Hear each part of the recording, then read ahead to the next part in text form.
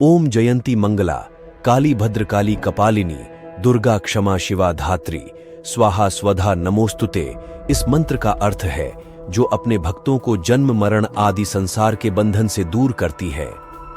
उन मोक्षदायिनी मंगल देवी का नाम मंगला है और जो प्रलय काल में संपूर्ण सृष्टि को अपना ग्रास बना ले वह काली है। चंड मुंड संहारे, शोणित बीज हरे। मां दुर्गा की आरती करते समय आप इस पंक्ति को जरूर पढ़ते होंगे, लेकिन इस पर आपका ध्यान नहीं गया होगा। इस पंक्ति का अर्थ है चंड मुंड का संहार किया और शोणित रक्त बीज को हर लिया, यानी रक्त बीज का वध किया।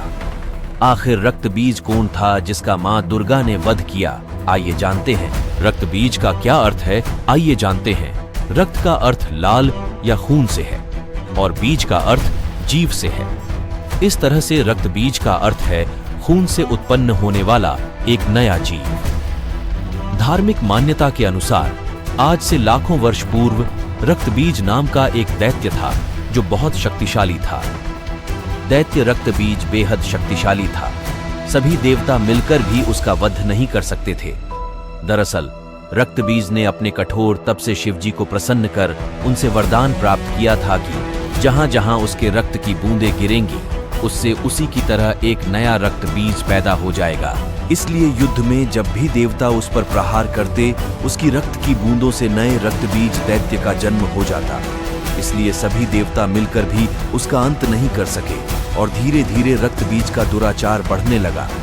ऐसे में देवताओं से युद्ध के समय जब भी कोई देवता रक्त बीज पर प्रहार कर रहा था और उसके रक्त की बूंद नीचे गिर रही थी तो वहां से एक और रक्त बीज उत्पन्न हो रहा था। यही कारण था कि कोई भी देवता उसे हरा नहीं पा रहा था।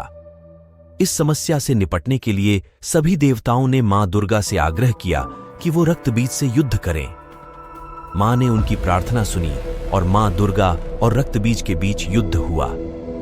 मां दुर्गा जैसे ही उसके अंगों को काटने लगी तो उसके रक्त से नए दैत्य रक्त बीज का जन्म होने लगा।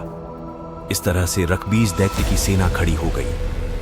आखिरकार मां ने देवी चंडिका को आदेश दिया कि जब वह रक्त बीज पर प्रहार करे तो वह उसका रक्त पी जाए। इससे नया रक्त बीज उत्पन्न नहीं होगा।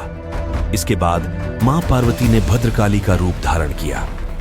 मां पार्वती के इस रूप को संहार का प्रतीक माना जाता है। इस रूप में मां की बड़ी बड़ी आंखें, शरीर का रंग काला, लंबी जीभ, आंखों में तेज, गले में मुंडमाला और दैत्यों के कटे हाथ थे। मां काली के इस रूप को सनातन धर्म में अन्य सभी देवी देवताओं में विकराल माना जाता है। जहां जहां रक्त बीज का रक्त गिरता मां उसे पी जाती और इससे नया दैत्य उत्पन्न नहीं हो पाता।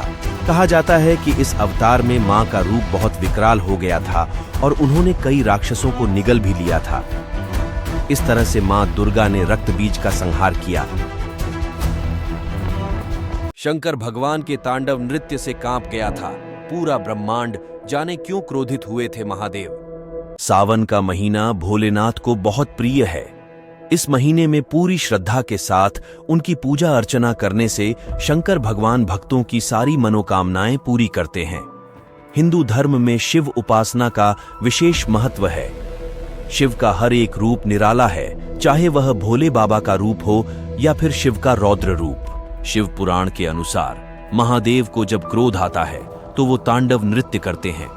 एक बार अपने तांडव नृत्य से शिव जी ने पूरे ब्रह्मांड को हिला दिया था। आइए जानते हैं कि आखिर किस बात पर शंकर भगवान को इतना क्रोध आया था। शिव जी जब तांडव नृत्य करते हैं तो उस समय उनकी आंखें क्रोध से लाल हो जाती हैं और पूरा ब्रह्मांड कांपने लगता है। भगवान शिव ने तांडव उस समय किया था जब मां सती अपने पिता द्वारा आयोजित यज्ञ में शामिल होने अपने मायके गई थी।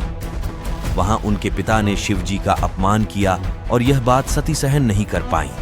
उन्होंने अपने को यज्ञाग्नि में दाह कर लिया। महादेव को जब यह बात पता चली तो वह क्रोध से लाल हो गए।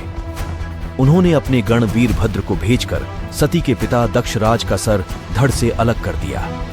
इसके बाद सती को अपनी गोद में उठाकर क्रोध में आकर शिव पूरे ब्रह्मांड में वे तांडव नृत्य करने लगे। शिव का ये रौद्र रूप देखकर सारे देवता, राक्षस और पूरा ब्रह्मांड भयभीत हो गया। सभी लोग ब्रह्मदेव के पास गए उन्होंने सभी को भगवान विष्णु के पास जाने के लिए कहा।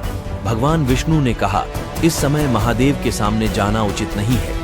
जब तक उनके गोद में मां सती का पार्थिव शरीर है, वो शांत नहीं होंगे। भगवान विष्णु अपने सुदर्शन चक्र से मां सती के पार्थिव शरीर को काटकर नीचे गिराने लगे। कहा जाता है कि मां शरीर का जो अंग कटकर पृथ्वी पर गिरा है, वहां शक्तिपीठ की स्थापना हुई। जब मां सती का पूरा शरीर कटकर गिर गया, तब जाकर महादेव का क्रोध शांत हुआ।